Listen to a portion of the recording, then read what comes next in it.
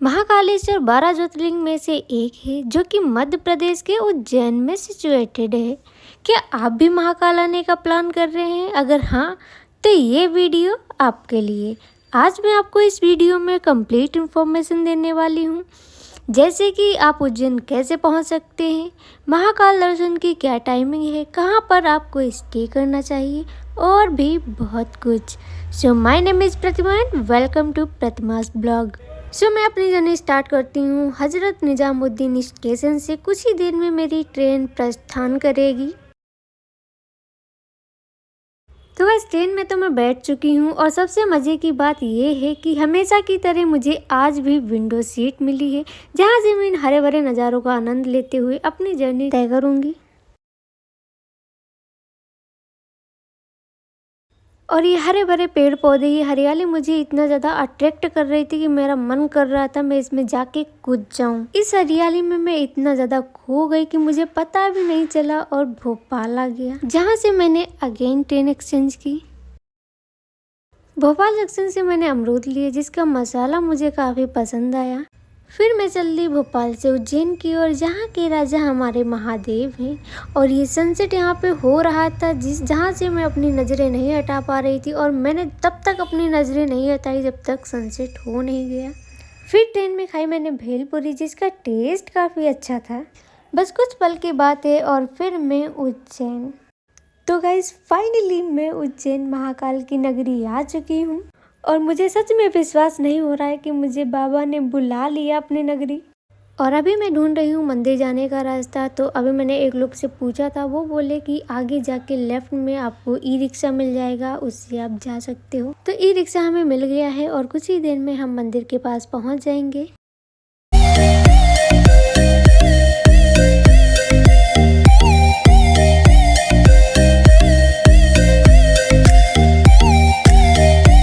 E rickshaw ने हमें यहाँ पे ड्रॉप कर दिया है, क्योंकि सामने टेम्पल है कुछ ही डिस्टेंस पे। और यहाँ पर काफ़ी लोग आपसे आके पूछेंगे कि आपको होटल तो नहीं चाहिए, पर ऐसे लोगों से आपको सावधान रहना है, क्योंकि इन लोगों का 25% से 50% कमीशन बंधा होता है। इसीलिए आपको होटल खुद से ही सर्च करना है। और सामने हमें टेम्पल दिख गया है, वहीं आसपास हम कोई रूम लेंगे। और यहाँ पे हमें रूम भी मिल चुका है 1600 में, जो हमें मॉर्निंग में 9 से 10 बजे तक चेकआउट भी कर देना है। इस रूम में आपको काफ़ी सारी फैसिलिटीज़ भी मिल जाएगी, जैसे कि वाईफाई, फूड ऑर्डर कर सकते हो, hot water, warm water, everything. तो गैस, लगेज वगैरह हमने रख दिया है और हम थोड़ा बाहर आए हैं ये पता करने कि हमें मॉर्निंग में किस गेट से एंटर करना है, किस गेट से एग्जिट करना है, ताकि हमें मॉर्निंग में कोई प्रॉब्लम ना हो और अच्छे से दर्शन हो जाए। तो गाइस, महाकालेश्वर मंदिर में दिन में 6 बार आरती होती है। मॉर्निंग 4 बजे भस्म आरती, एंड देन 7 बजे दत्योदक आरती, फिर 10 बजे भोग आरती, एंड शाम 5 बजे पूजन आरती, और उसके बाद शाम को संध्या आरती होती है, और आज 10:30 बजे शयन आरती होती है। और अब मैं बताने वाली हूँ भस्म आरती के बारे में कुछ खास बातें। भस्म आरती के दौरान भगवान शिव के ज्योतिर्लिंग की आरती राख से की जाती है। भस्म आरती के लिए इस्तेमाल की जाने वाली राख गाय के गोबर से बने उपले को जलाकर तैयार की जाती है। भस्म आरती के दौरान ढोल और नगाड़े भी बजते हैं। और भस्म आरती के दर्शन के लिए पुरुषों को धोती पहननी होती है। और सबसे इम्पोर्टेंट क्वेश्चन, क्या भस्म आरती महिलाएं देख सकती हैं? मान्यताओं के अनुसार इस रूप के दर्शन करने की अनुमति महिलाओं को नहीं दी जाती, क्योंकि उस वक्त भगवान शिव निराकार रूप में होते हैं। इसीलिए वहाँ पर मौजूद पंडित जी भी महिलाओं को घूंघट करने के लिए बोलते हैं। सैटरडे संडे यहाँ पर काफ़ी क्राउड होता है एज़ कम्पेयर टू वीकडेज। दर्शन करने के लिए आपको लाइन में खड़ा होना पड़ेगा, एंड यहाँ पर आपको वीआईपी दर्शन का भी ऑप्शन मिल जाएगा, जिससे आपका थोड़ा टाइम बच सकता है। वीआईपी दर्शन का प्राइस 250 पर पर्सन है। नाइट में 10:30 तक आप मंदिर में रुक सकते हो। इसके बाद पूरा एरिया खाली करवा दिया जाता है। काफ़ी जगह पर बड़ी बड़ी स्क्रीन लगी हुई हैं, जहां पर आप आरती लाइव देख सकते हैं। महाकाल दर्शन के बाद उसी प्रांगण में आप और भी मंदिर विजिट कर सकते हैं। मंदिर के आसपास मार्केट भी बनी हुई है, जो अभी आप स्क्रीन पर देख सकते हैं। खाने पीने के रेस्टोरेंट और शॉप दिख जाएंगी। अगर आप अपने खुद के व्हीकल से आ रहे हैं तो यहाँ पर पार्किंग भी अवेलेबल है, लेकिन मैं आपको सजेस्ट करूंगी कि आप खुद की गाड़ी से ना आएं, क्योंकि यहाँ पर बहुत ही ज़्यादा रश रहता है। महाकालेश्वर टेम्पल बहुत ही रिच हिस्ट्री है। इसका उल्लेख पुराणों में भी है। इस बात से आप अंदाज़ा लगा सकते हैं कि यह कितना पुराना है। एग्जैक्ट तो किसी को नहीं पता है कि यह टेम्पल कितना पुराना है, लेकिन अनुमान है कि यह 4th सेंचुरी BCE में बना है। उसके बाद इस टेम्पल में काफ़ी रिनोवेशन भी हुई है, जो कि यहाँ पे मेंशन है। आई होप आपको जानकारी अच्छी लगी हो। तो आइए अब चलते हैं दर्शन करने। तो मैंने यहाँ से फ्लावर्स प्रसाद ले लिया है। उसके बाद मैंने यहाँ पे चंदन लगवाया, फिर किया मैंने मंदिर में एंटर। तो गाइस दर्शन तो अच्छे से हो गए हैं, लेकिन भीड़ आप देख सकते हो। मॉर्निंग में तो इससे और भी ज़्यादा डबल ट्रिपल भीड़ होती है। इन सभी मंदिर का जो आर्किटेक्चर है वो बहुत प्यारा बना हुआ है। उसके बाद मैं आई गणेश मंदिर, जहाँ पर मैंने अपने हाथों में धागा बंधवाया और साथ में पंडित जी ने ये भी बोला कि यहाँ के दर्शन करने के बाद आपको श्री भैरव मंदिर के भी दर्शन कर लेना चाहिए।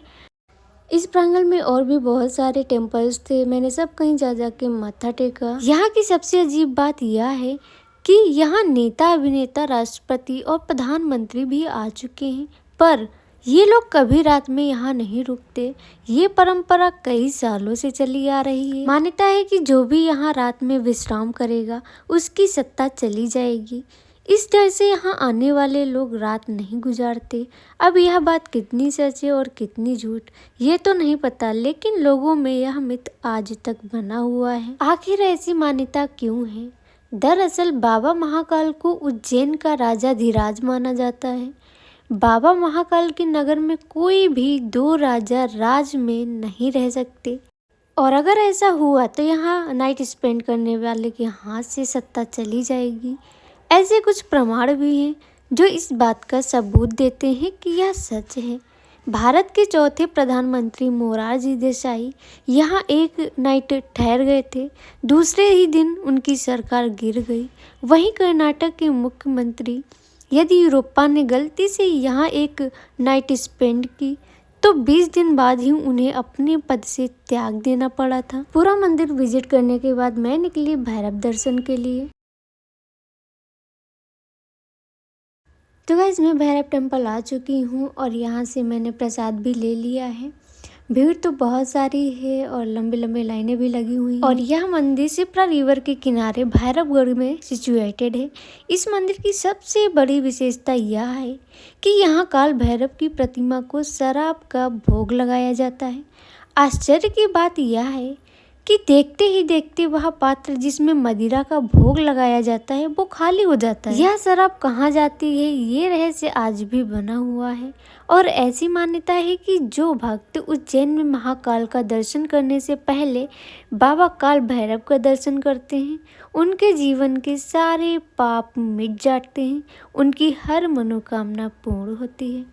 3 घंटे लाइन में लगने के बाद कुछ ही देर में हमें बाबा के दर्शन प्राप्त होंगे।